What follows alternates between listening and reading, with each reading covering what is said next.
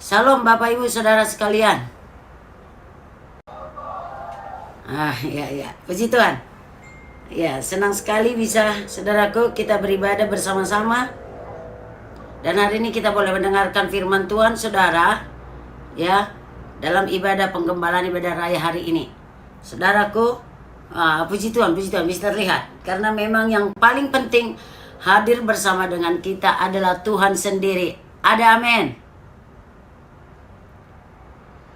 Haleluya, ya.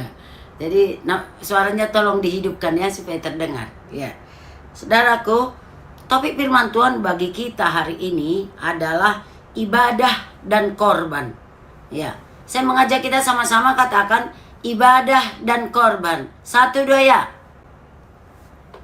Ibadah dan korban. Sekali lagi. Ibadah dan korban. Iya, haleluya. Thank you. Yang buat Zoom tolong diaktifkan suaranya supaya bisa kedengaran. Nah, saudara, dalam Alkitab, saudara, saya mempelajari, kita melihat bahwa di mana ada kata ibadah, di situ selalu ada korban. Ya, di mana ada kata ibadah, di situ selalu ada korban, saudara.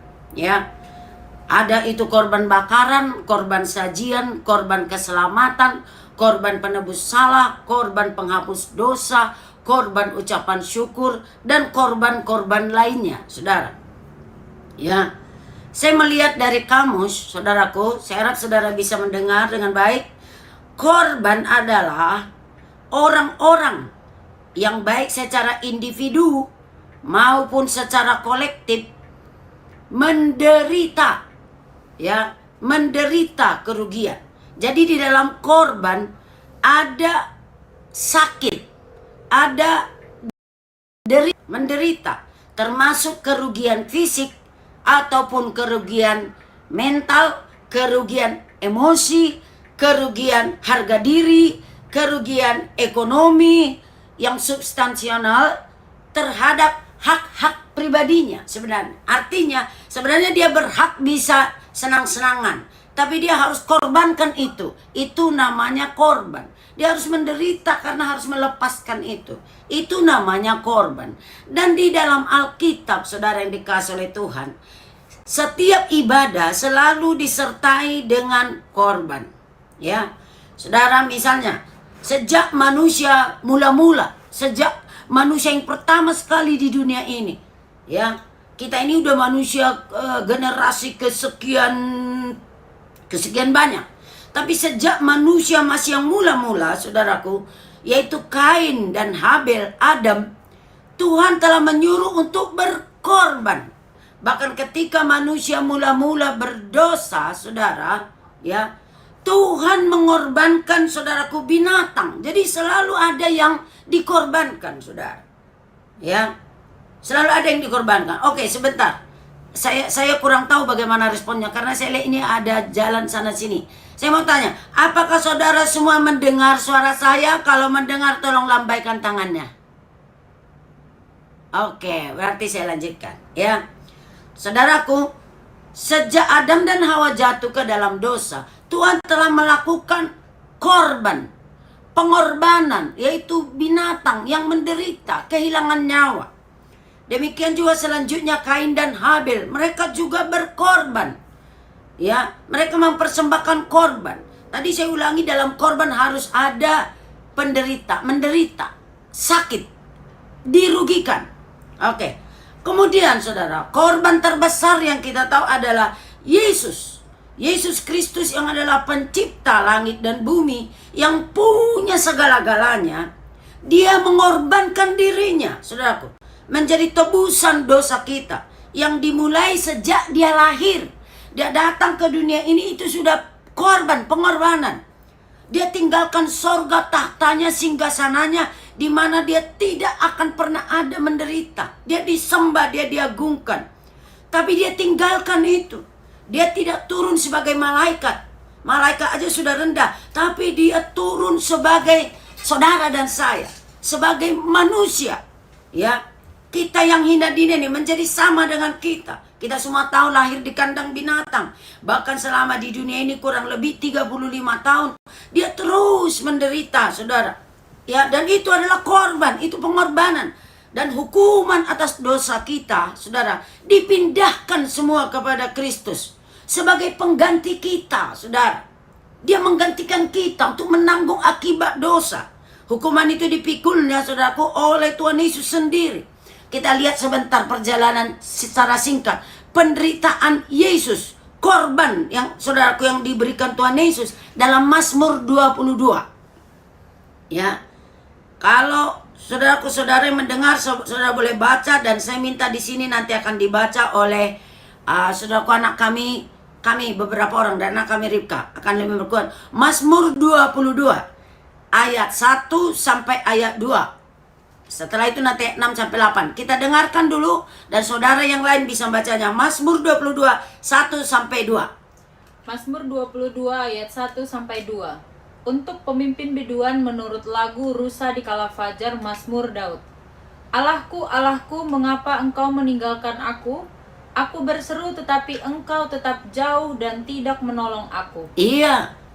Tuhan Yesus berkata, di situ dia lihat bagaimana dia menderita. Jadi bukan aman-aman saja, tapi dia menderita. Allahku, Allahku, mengapa engkau tinggalkan aku?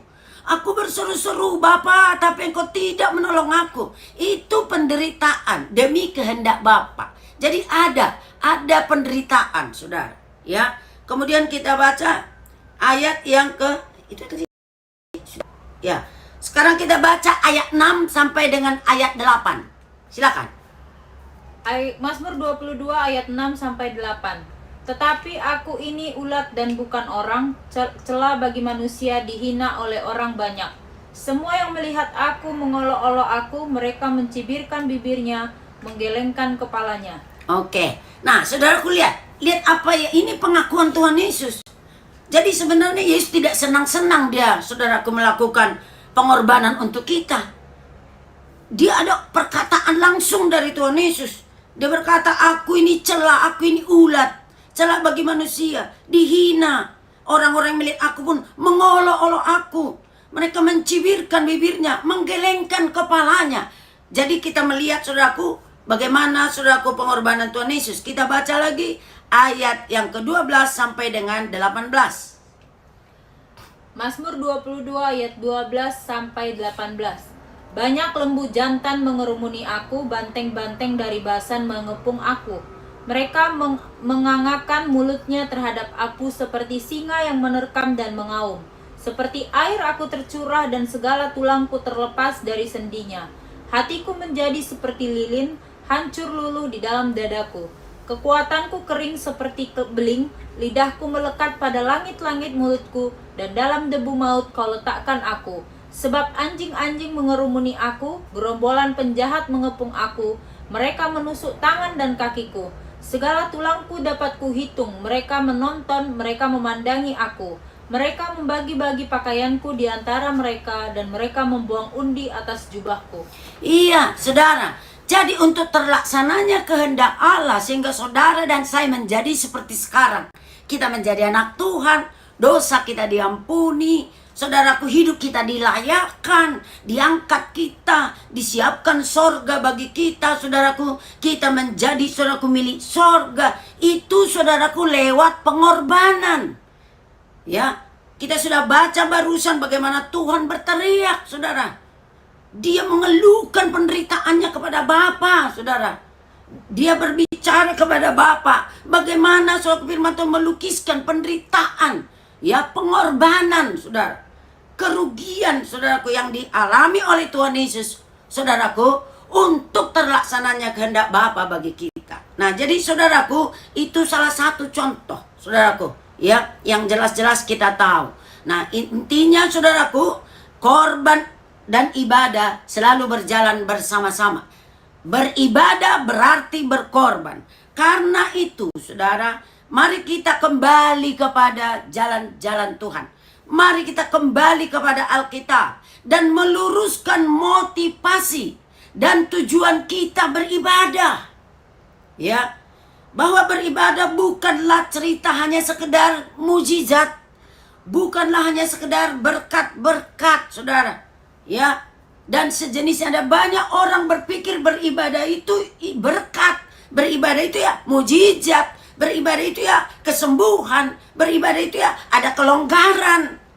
Tapi hari ini kita bisa tahu, kalau kita mau beribadah yang berkenan kepada Tuhan, saudaraku, di situ ada korban yang harus kita berikan.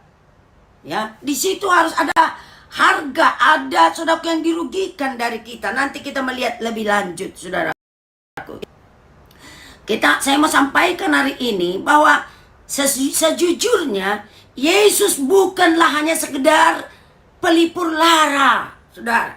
Ya, hanya sekedar pemberi pertolongan, dan hanya sekedar pendiri agama yang namanya agama Kristen, dan hanya sekedar untuk kepentingan satu organisasi gereja, nama gereja, pengikut gereja. Tidak, Yesus bukan itu kepentingan Tuhan. Meski ada banyak orang, dia sampai di situ aja tujuannya gitu kan, sampai di situ. Ya, terlipur laranya, tertolong persoalannya, terjawab masalahnya, agak tenang dia, saudara. Yang tadinya selalu mimpi buruk jadi tidur nyenyak dia. Kemudian sakitnya disembuhkan. Tapi bukan itu tujuan Tuhan menciptakan ibadah. Ada jauh di atas itu. Tuhan menciptakan ibadah adalah, saudaraku, supaya kita menyembah dia, mengagungkan dia. Dia menciptakan segala-galanya untuk menyembah dia, disertai dengan berkorban. Ya, berkorban, saudara. Tadi kita sudah melihat, saudaraku, sudah saya ceritakan secara singkat bagaimana sejak dari manusia pertama ada yang menderita dalam beribadah. Ya, ketika Kain, Habel, saudaraku, beribadah, dia korbankan, saudaraku, domba. Tapi contoh yang paling tadi tepat, bagaimana Yesus menderita. Dan Tuhan bilang dalam 1 Yohanes 2:6, jikalau kamu menyebut dirimu pengikut Yesus, engkau harus wajib hidup seperti Yesus hidup. Nah, saudara, di sini saya mau sampaikan sedikit, saudaraku. Dalam semua korban-korban yang kita berikan, saudaraku, tidak ada yang sia-sia, saudara. Ya, saudaraku, tidak ada yang sia-sia. Ya, saudaraku, sama seperti Tuhan Yesus, dia berkorban, ada hasilnya. Saudara berkorban juga, saudara akan terima hasilnya. Ada amin. Ya, ya, saudaraku, ketika Yesus setelah selesai berkorban, dia melihat banyak orang yang bisa datang diselamatkan. Dan saudaraku, tercapai tujuan Bapa menyelamatkan orang berdosa, itu saudara dan saya. Kemarin saya belajar tentang salib, saudaraku. Salib itu adalah hukuman yang paling keji dan hukuman yang paling buruk pada zaman dulu. Itu banyak dilakukan oleh kerajaan Persia. Kalau sekarang Persia itu adalah Iran dahulu kala. Ya. Kemudian dilanjutkan di Romawi saat Tuhan Yesus datang ke dunia ini. Makanya Yesus mengalami hukuman terkutuk, yaitu salib. Saudaraku, salib itu adalah hukuman yang diberikan kepada orang-orang yang melanggar. Misalnya preman, misalnya membunuh atau lain sebagainya lah. Lalu saudaraku, sebelum mereka disalibkan, itu akan disiksa, dicambuk, dipukul. Supaya apa? Supaya lebih cepat mati. Ya. Jadi setiap melanggar hukum itu akan mengalami siksaan dan penderitaan, saudaraku. Ya. Kemudian setelah dicambuk, dia digantung. Itu sebenarnya hukum gantung. Sampai sekarang pun di Iran kan masih dilakukan hukum gantung. Itulah salib. Dan itu adalah hukuman yang menandakan terkutuk. Orang-orang yang di situ terkutuk dan tidak layak. Bayangkan, saudara. Coba saudara bayangkan kalau Yesus tidak berkorban untuk kita. Maka kita ini masing-masing banyak yang akan disalibkan. Dan banyak yang akan dianiaya dan disiksa setan dan dibawa langsung ke neraka tanpa kekuatan apapun. Tidak akan sempat kita bersuka cita, bersenang ria seperti saat ini. Nggak akan sempat saudara dan saya bisa beribadah, menyembah Tuhan, memanggil Yesus, mengalami anugerah Tuhan. Nggak sempat, saudara. Ya, kalau Tuhan Yesus tidak mau berkorban. Ya, Dan saudaraku, kita semua dipanggil untuk beribadah. Berarti untuk melakukan ibadah dengan satu korban, saudara. Ada yang harus kita korbankan, saudaraku. Ya, misalnya saudaraku, ada banyak yang kita korbankan. Kondisi-kondisi, situasi-situasi, keadaan-keadaan, kesenangan, rasa nyaman yang menyebabkan kita tidak fokus kepada destinasi hidup manusia. Tujuan hidup kita, saudara. Nanti kita akan melihat lebih dalam bahwa tujuan hidup kita bukan hanya sekedar hidup lahiriah di dunia ini, hidup nyaman-nyaman. Enggak, saudara. Minggu lalu saya sudah katakan, Alkitab berkata, kita semua manusia tanpa terkecuali, baik mereka yang penjahat, baik mereka yang di luar sana, termasuk Anda dan saya, kita di dunia ini hanya menumpang sementara. Alkitab mencatat itu, nanti kita akan baca bahwa kita di dunia ini itu menumpang, saudara. Destinasi atau tujuan hidup kita sebagai manusia, saudaraku, itu ada. Seperti minggu lalu saya katakan, itu kekekalan. Kita di dunia ini menumpang dan sementara, saudara. Ya, tetapi kita ini sedang berjalan menuju kekekalan, saudara. Ya, dan Tuhan telah memberikan ketetapannya supaya nanti kekekalan kita itu berhentinya masuk surga, saudara. Tuhan berkata kita harus beribadah kepada Tuhan. Dan untuk beribadah sesuai dengan maunya Tuhan, di dalam setiap ibadah kita harus terlihat oleh Tuhan ada korban. Ya, ada banyak yang saudaraku harus kita korbankan. Alkitab banyak berbicara tentang korban. Ya, seperti yang tadi, salib. Tuhan berkata, barang siapa mengikut aku, dia harus memikul salibnya. Apa salib? Penderitaan, saudara.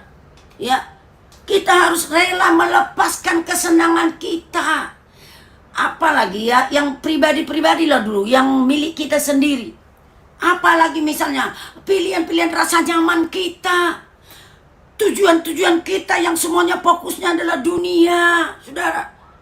Ya, karena Tuhan berkata, barang siapa mencintai dunia, dia tidak mungkin berkenan kepada Bapa, saudara. Ya, ibadah kita akan menjadi percuma kalau fokus kita adalah dunia, saudaraku. Mari kita menjadi orang-orang yang mengorbankan kesenangan, mengorbankan apa sih namanya itu, harga diri, mengorbankan ego, saudara, demi untuk melaksanakan apa yang dikenan oleh Tuhan. Itu semua banyak ditulis oleh firman Tuhan. Tapi sebelum kita berbicara banyak tentang apa yang perlu kita korbankan, saya mau ngajak saudara dulu membaca firman Tuhan. Seperti tadi, Yesus itu berkorban, ada hasilnya, ada berkatnya. Di balik pengorbanan itu, ada yang Tuhan terima. Demikian saudara dan saya. Kalau kita rela mengorbankan daging demi maksud Tuhan, kesantai-santaian kita demi untuk menyenangkan Tuhan, ya, keinginan dunia kita yang menyala-nyala demi untuk, saudaraku, mengejar perkenanan Tuhan, ya, untuk mengikut Kristus. Harga diri kita, jaim kita, saudaraku, kita ini kan punya banyak ini barang antik, jaim, harga diri, ego, saudara, pantang disinggung dan lain sebagainya. Kalau kita rela mengorbankan itu demi Tuhan, saudara, ada banyak berkatnya yang kita terima. Tuhan sudah janji itu, sama seperti Tuhan Yesus tadi menerima banyak orang-orang yang diselamatkan, itu tujuannya.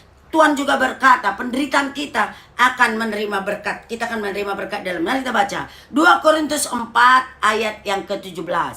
Saudara buka di layar dan anak kami Ribka membacanya. Silahkan kita baca sama-sama. Silahkan. 2 Korintus 4 ayat 17. Sebab penderitaan ringan yang sekarang ini mengerjakan bagi kami kemuliaan kekal yang melebihi segala-galanya, jauh lebih besar daripada penderitaan kami. Yuk, sekali lagi. Sebab penderitaan ringan yang sekarang ini mengerjakan bagi kami kemuliaan kekal yang melebihi segala-galanya, jauh lebih besar daripada penderitaan kami. Wah, itu sudah rahmat Tuhan. Luar biasa. Penderitaan kita yang ringan di dunia ini, penderitaan kita untuk melepaskan ego, rela mengalah, kayak direndahkan, ya. Karena mengikut Tuhan itu ada dua, harus mau merendah dan direndahkan, ya. Itu jangan lupa, mau merendah dan mau direndahkan. Ya, ini saudaraku, ini agak sulit bagi manusia kan? Ya, merendah aja udah gak sulit, apalagi menerima direndahkan. Bah, kan gitu. Ya, bisa-bisa ngambek diam-diam udah pedih hati, sakit hati kan gitu ya. Saudara, itu contoh-contoh kecil. Misalnya saudaraku, hobi kita yang wow gitu ya secara dunia, saudara, kita harus relakan karena kalau kita begitu banyak keinginan Tuhan yang tidak kita laksanakan. Oke, saya mau cut ini. Saya mau cut ini. Kesukaan, kesenangan, pilihan-pilihan saya yang yang luar biasa ini untuk mencari apa yang Tuhan mau. Misalnya seperti itu, saudara. Ya, ada penderitaan kecil lah dibanding penderitaan Tuhan harus disiksa di kayu salib, turun dari sorga, itu tidak ada apa-apanya, saudaraku. Ya, bayaran Tuhan untuk kita sangat, saudaraku, tidak ada duanya.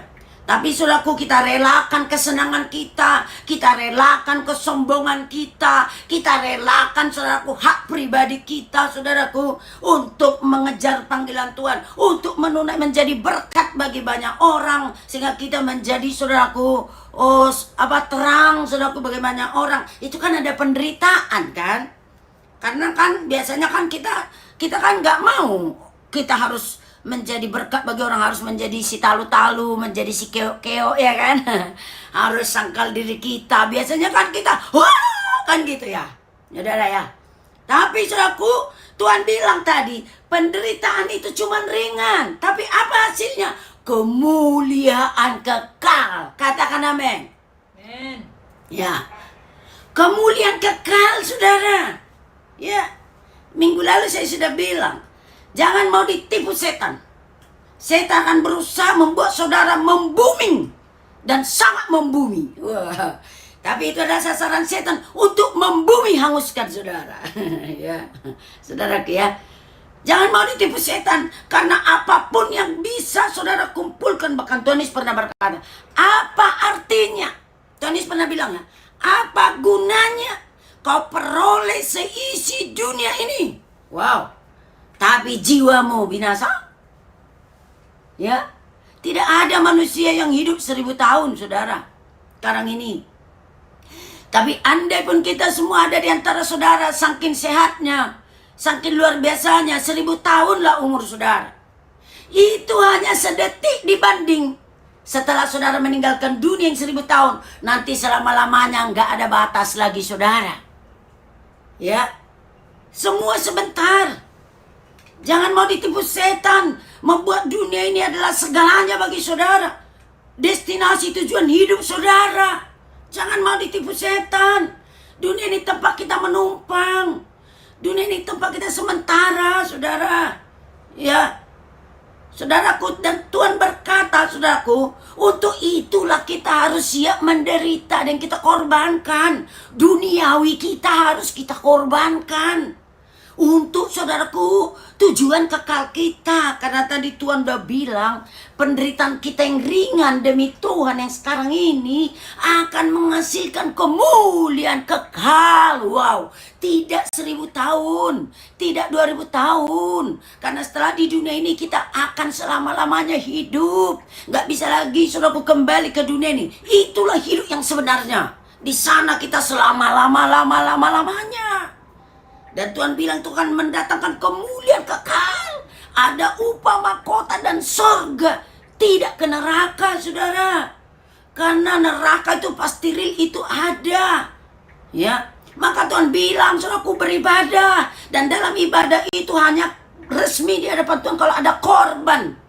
Ya, kita korbankan kesenangan kita, tidur nyenyak kita, demi kita bisa bersekutu dengan Tuhan. Kita korbankan suka-suka kita, suka-sukaku, demi suka-suka Tuhan. Suka-sukamu Tuhan, suka-sukamu Tuhan, suka-sukamu Tuhan, suka-sukamu Tuhan, demi suka-suka Tuhan. Lalu kita rela kalah suka-suka kita, saudara. Kalau tadinya tujuan kita lembur karena apa? Duit. Kita relakan, kita cut itu supaya kita punya waktu untuk menyenangkan Tuhan, untuk melakukan kehendak Tuhan, untuk mengobarkan talenta kita. Nah, Tuhan bilang itu ada hasilnya. Kita akan menerima kemuliaan yang kekal setelah kita mati. Kemuliaan yang kita terima setelah kita selesai dari dunia yang menompang ini. Saudara akan terima kemuliaan. Saudara akan heran. Saudara mungkin gak pernah pikir, tiba-tiba nanti saudara terima. Wow, saudara terkejut. Hari ini sudah diberikan. Mari saudaraku beribadah dengan cara berkorban. Saudara harus korbankan. Jadi jangan seperti tadi yang saya bilang, mengikuti ibadah tanpa korban karena motivasi. Di sana nanti saya senang, di sana nanti saya disembuhkan, di sana nanti saya dibimbing, di sana nanti saya ditolong. Bukan itu ibadah, itu minta-minta. Ya, beribadah itu ada korban yang kita bawa kepada Tuhan. Saudaraku, mari kita baca lagi 1 Korintus 1 ayat 18. 1 Korintus 1 ayat 18. Saya minta saudara lihat di situ, anak kami Ribka pembacaan, silakan. Korintus 1 ayat 18. Sebab pemberitaan tentang salib memang adalah kebodohan bagi mereka yang akan binasa, tetapi bagi kita yang diselamatkan, pemberitaan itu adalah kekuatan Allah. Yes, wah, luar biasa. Jadi penderitaan kita itu salib karena Tuhan, itu kekuatan Allah. Katakan amin. Amin. Kalau saudaraku dikatakan itu kebodohan bagi dunia, wah, kan kita sekarang bisa senang fly. Sekarang kan zaman mutakhir, ada narkoba sikit-sikit aja. Ya, ada nyaman. Ya, sekarang kan udah zaman modern. Masa nggak bisa menikmati yang enak-enak di apa sana, tempat-tempat remang-remang itu. Ya, sekarang sih masa modern, ada internet. Kita kan bisa menikmati, kan namanya manusia juga. Ya, ada nafsu juga. Ya nggak apa-apa lah. Ya, ini kan refreshing di internet. Ya, lalu menikmati. Habis buang-buang waktu. Untuk Tuhan gak ada. Untuk Tuhan paling kok jam 11 lewat 59 malam. Mata sudah 5 watt baru-baru Tuhan. Haleluya.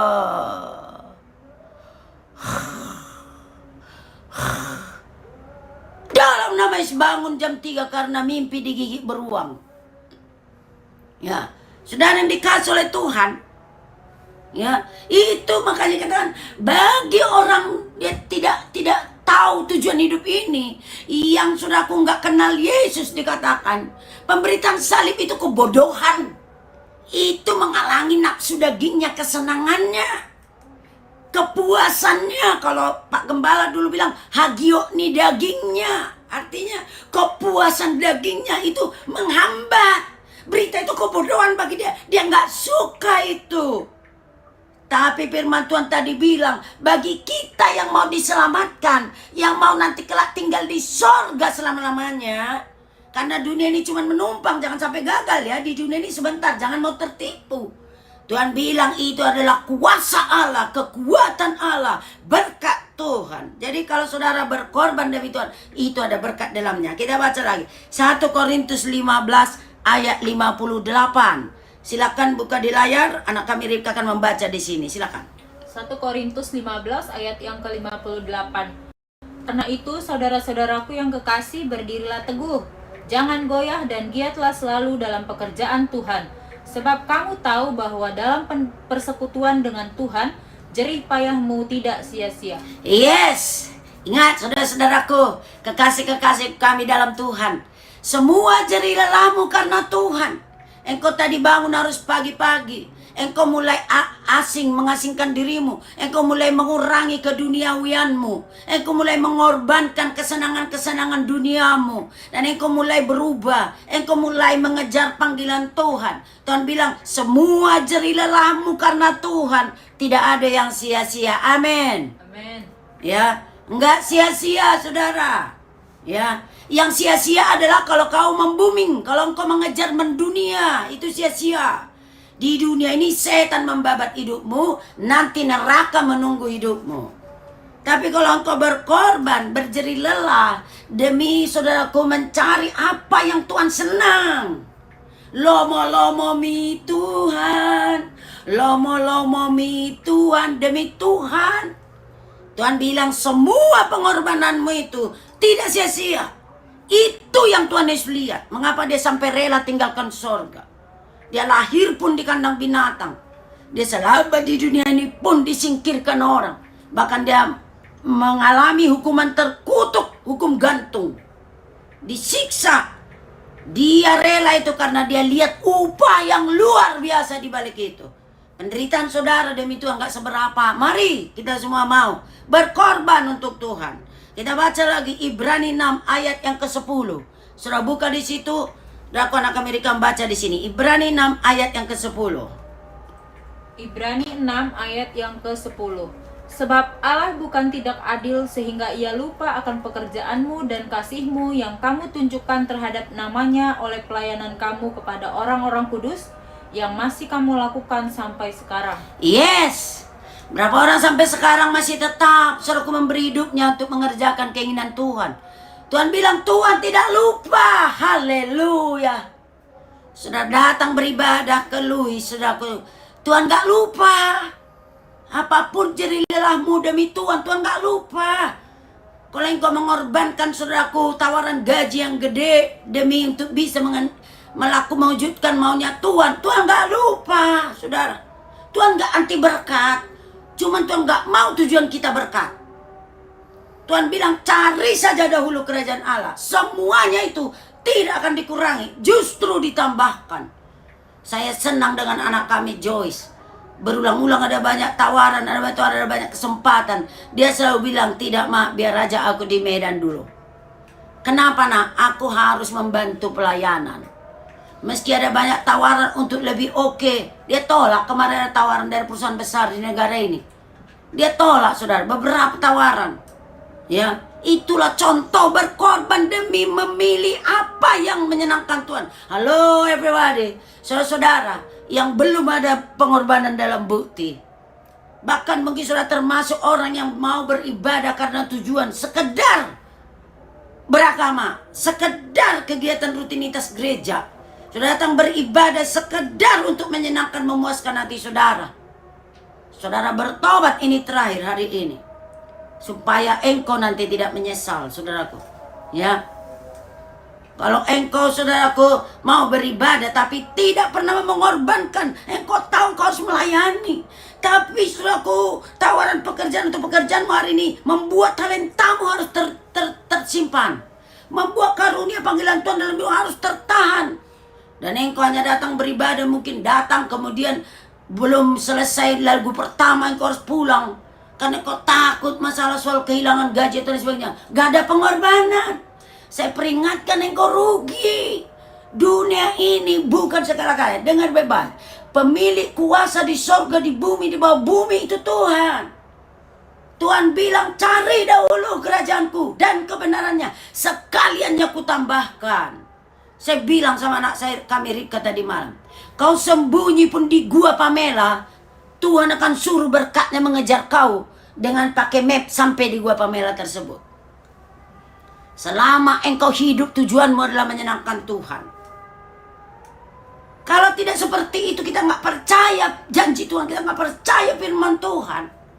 Sayang kita mengikut Tuhan, saudara. Ya, nah ini saudaraku yang dikatakan oleh Petrus. Ketika Petrus satu kali bertanya kepada Tuhan, Tuhan membongkar. Kalau kita mau berkorban demi Tuhan, apa yang kita terima?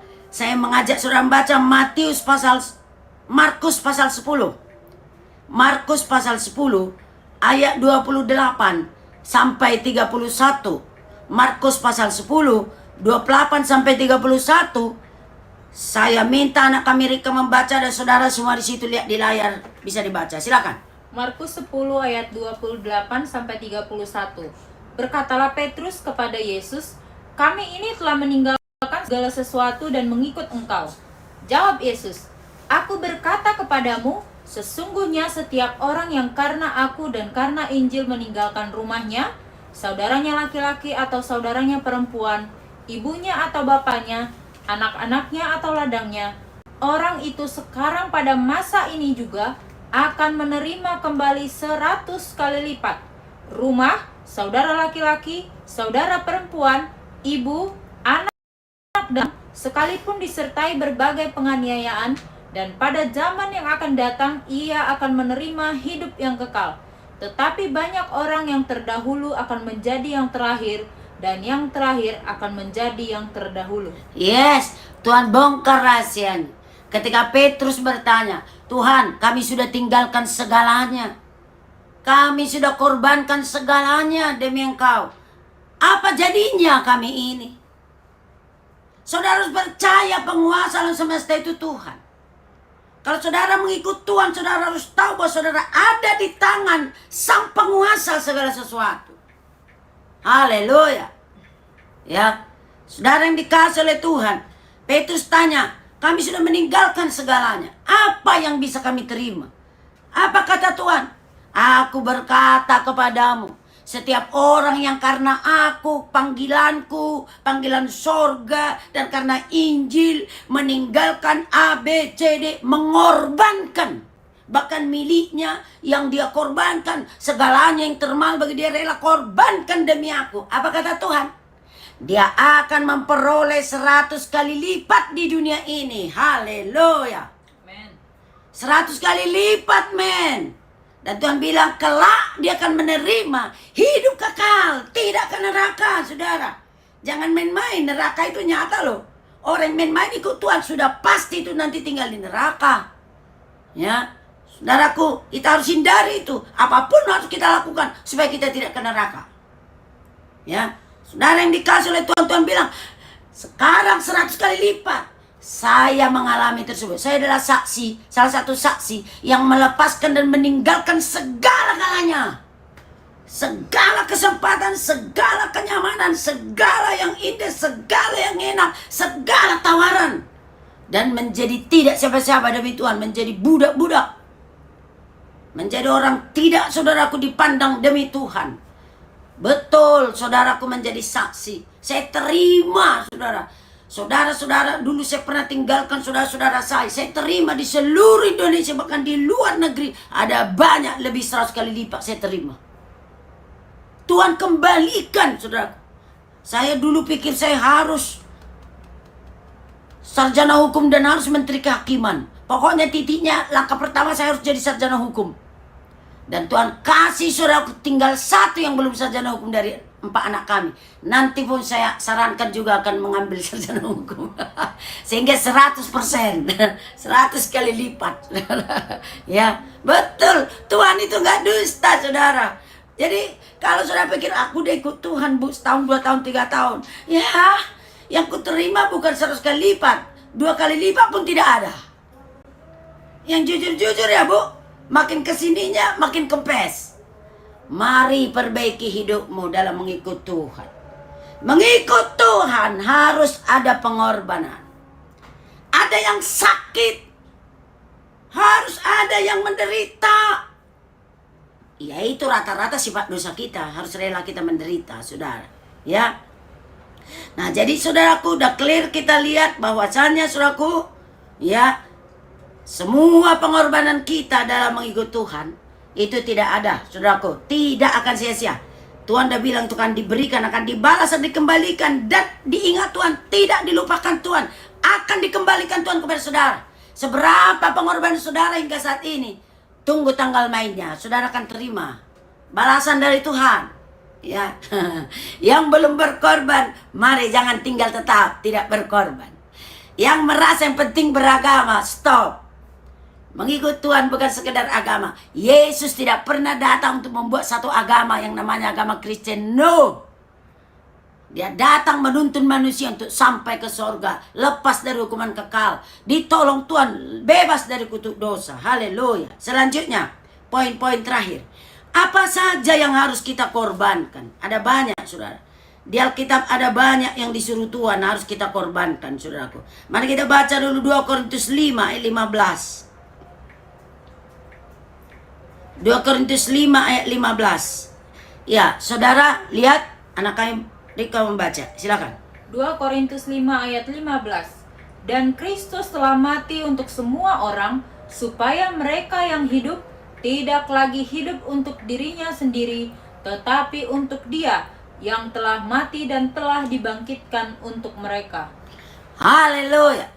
Jadi Tuhan bilang Yesus itu mengorbankan dirinya supaya saudara, Anda, saya yang masih hidup ya, tidak lagi hidup berfokuskan dirinya sendiri. Artinya tanya dirimu, dalam dailymu, everyday, setiap harimu, kepentingan siapa yang kau puaskan? Ya, apa sebenarnya fokus hidupmu tiap hari?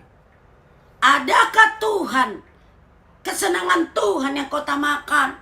Atau masih dirimu sendiri? Masih kesenangan fokus pribadimu sendiri? Tuhan bilang Kristus telah mengorbankan dirinya mati di kayu salib, supaya semua yang hidup tidak lagi hidup untuk dirinya sendiri. Jadi anak-anak Tuhan harus mengorbankan kepuasan dirinya. Mengorbankan kepuasan dirinya. Itu namanya pengorbanan. Saya terkadang, saudaraku, Tuhan bangunkan jam 3 subuh untuk berdoa. Terkadang ketika saya mau nyaman, Tuhan suruh berdoa. Saya daging ini pengennya nyaman, pengennya nyantai. Tapi Tuhan bilang masuk, belajar. Ya, tadi Tuhan bilang setiap yang sudah ditebus Tuhan, ya, fokus hidupnya berhenti. Jangan lagi dirinya sendiri, tapi Dia yang telah mati bagi mereka. Dia yang sudah mati bagi mereka, itu yang menjadi. Mari umat Tuhan, ingat, jangan lupa, dunia ini tempatmu sementara. Jangan mau saudaraku ditipu setan. Roh dunia ini pasti mengajak menipu. Mari kita baca sebentar.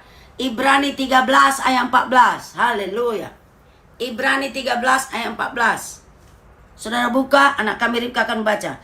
Ibrani 13 ayat 14. Ibrani 13 ayat 14. Sebab di sini kita tidak mempunyai tempat tinggal yang tetap, kita mencari kota yang akan datang. Iya, sama-sama saudara ikut membaca dari sini sama-sama. Ibrani 13 14 1 2 3 ya. Sebab di sini kita tidak mempunyai tempat tinggal yang tetap, kita mencari kota yang akan datang. Ya, di dunia ini tidak ada tempat tinggalmu yang tetap. Kalaupun engkau akhirnya mendapat rumah ukuran 13 kali 49. Halo. Itu bisa meninggalkan engkau duluan atau engkau bisa meninggalkan itu duluan? Engkau bisa meninggalkan itu duluan karena waktu engkau bernapas hari ini itu memang hakmu. Tapi besok, nanti, lusa, waktu yang akan datang, kita tidak ada hak. Saya tidak berhak atas besok. Hari ini, saat ini saya punya hak mengisi waktu saat ini, saudaraku, dengan apa yang menyenangkan Tuhan. Itu hak kita. Tapi besok, kalau Tuhan bilang tinggalkan itu, istanamu yang ukurannya berapa dia? 15 kali 49 itu. Itu kalau Tuhan bilang kau tidak bisa berkata apapun. Atau mungkin tempat yang istana pun itu bisa duluan meninggalkan engkau. Dulu di Pontianak kami ada seorang yang sangat memegahkan tempatnya. Karena dia membangun ruko-ruko berapa banyak dan dia punya pabrik tahu. Oh, dan dia angkuh dan dia sombong, saudara. Dia bermega, saudara. Karena memang dia banyaklah rumahnya, ruko-ruko. Udah? Ya, dia masih nyaman-nyaman dan menyombongkan diri. Tiba-tiba rumah itu sudah meninggalkan dia. Tiba-tiba meledak gasnya dan rumah ruko-ruko yang begitu banyak itu terbakar. Sampai si pemilik yang sudah merasa punya istana ini stres, saudaraku. Jadi saudaraku, dikatakan tadi, sebab kita tidak punya tempat yang tetap. Anak Tuhan harus paham ini. Dunia ini bukan tempatmu yang tetap. Jangan mau ditipu setan. Ya, 1 Petrus 1 ayat 17. Sedikit lagi firman Tuhan. 1 Petrus 1 ayat 17. 1 Petrus 1 ayat 17. Dan jika kamu menyebutnya Bapa, yaitu Dia yang tanpa memandang muka menghakimi semua orang menurut perbuatannya, maka hendaklah kamu hidup dalam ketakutan selama kamu menumpang di dunia ini. Yes. Karena Dia akan menghakimi setiap orang. Minggu lalu saya bilang, Suka atau tidak suka diperingatkan firman. Setuju atau tidak setuju dengan firman kebenaran. Karena kebenaran itu saudara memang tidak selalu menyenangkan. Dengar baik-baik. Yang baik-baik itu menyenangkan. Tapi kebenaran itu tidak selalu menyenangkan. Tapi memerdekakan dan menyelamatkan. Ya, Tuhan bilang saudaraku, kebenaran bilang, karena setiap orang akan dihakimi oleh Tuhan, termasuk kita semua. Apa kata Tuhan? Karena itu hendaklah kamu hidup dalam penuh ketakutan akan Tuhan. Selama kamu menumpang di dunia ini, tidak ada yang tetap di dunia ini. Jangan mau ditipu oleh roh duniawi. Roh duniawi, roh dunia, jangan mau ditipu roh dunia. Roh yang menyeret saudara, meninggalkan kekekalan, hidup kekal. Ya, maka Tuhan bilang, apa gunanya kau peroleh pun seluruh dunia ini, tapi jiwamu binasa seperti orang kaya dengan Lazarus. Orang kaya itu punya segala-galanya, sampai beria-ria atau berpesta setiap hari. Harus cari alasan untuk berpesta setiap hari. Entah apapun alasannya, buat-buat aja supaya bisa berpesta saking kayanya. Tidak tahu mau dikemanakan duitnya, jadi harus dipestakan terus saking banyaknya. Tapi begitu dia berhenti dari dunia, karena dia waktu besok bukan waktu kita, saudara. Tiba-tiba dia dihentikan dari dunia, dia tidak tahu waktu besok bukan milik dia. Ketika dia berhenti dari dunia, dia disiksa di alam maut. Jadi jangan mau ditipu oleh setan yang menyuruh saudara menjadi toke besar di dunia ini, tapi mengorbankan Tuhan. Mari korbankan kesenangan saudara demi keinginan Tuhan. Oke, saudaraku, apa saja tadi yang kita korbankan? Tujuan kesenangan pribadi kita. Kemudian sedih lagi, Galatia 5 ayat 24. Galatia 5 ayat 24. Silakan. Galatia 5 ayat 24. Barang siapa menjadi milik Kristus Yesus, ia telah menyalibkan daging dengan segala hawa nafsu dan keinginannya. Yes, sekali lagi saudara baca bersama-sama dengan anak kami sini. Satu udah ya. Barang siapa menjadi milik Kristus Yesus, ia telah menyalibkan daging dengan segala hawa nafsu dan keinginannya. Iya, saudara harus korbankan. Salib berarti menderita, korban, salibkan. Salibkan dia, salibkan dia. Yang disalibkan apa? Daging dengan segala keinginan dan hawa nafsunya. Hati-hati, saya selalu ingatkan, internet.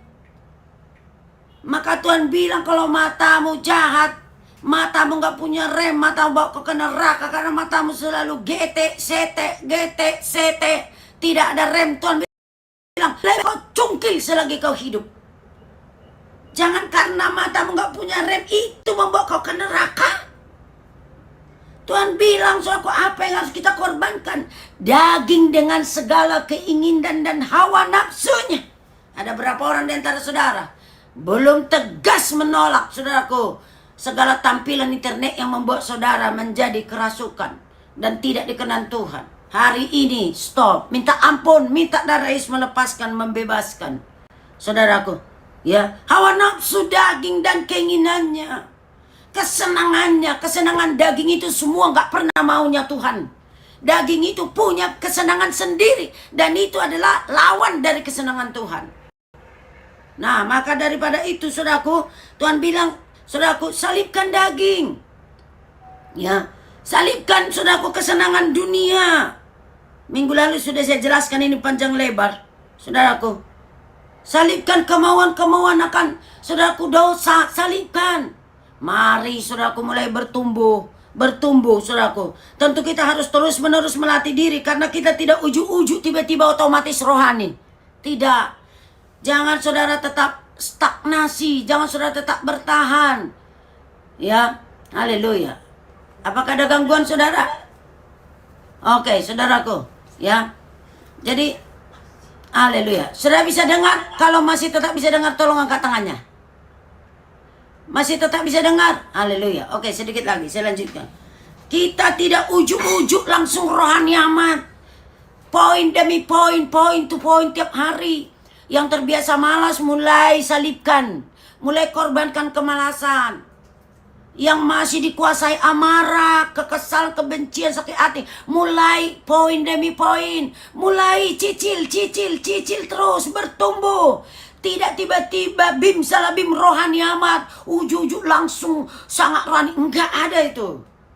Kita harus korbankan. Pokoknya selama hidup ada korban tiap hari. Ada yang kita korbankan tiap hari. Kebiasaan lama, kebiasaan daging, saudara. Ya, santai-santai, suka-suka. Mulai tiap hari cicil. Ya, Alkitab pun berkata bertumbuh. Ingat saudaraku, dunia bukan tempatmu. Ingat saudaraku, ada kemuliaan kekal. Ingat ada upah sorgawi, ada mahkota menunggumu. Ada rumah kekal disediakan pencipta kepadamu. Kalau engkau hari ke hari, point to point, engkau tetap ikut berkorban demi Tuhan. Karena beribadah berarti berkorban.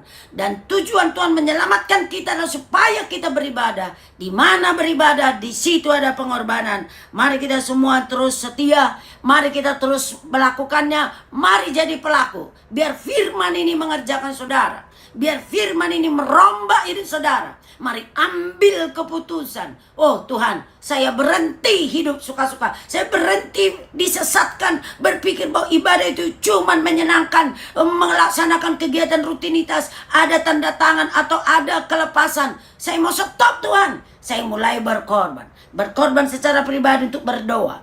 Berkorban secara pribadi, mengorbankan kesenangan, tidurnya, mengorbankan kemalasan, mengorbankan duniawi, mengorbankan mata gete, mengorbankan keinginan pribadi, mengorbankan suka-suka. Saya mau kejar apa yang dikenan Tuhan. Karena di dunia ini saya tidak punya tempat yang menetap. Ada sorga tujuan saya. Saya tidak mau di dunia sebentar ini berakhir di neraka kekal. Saya mau sampai dalam hidup yang kekal. Amin. Tuhan Yesus memberkati. Mari kita angkat satu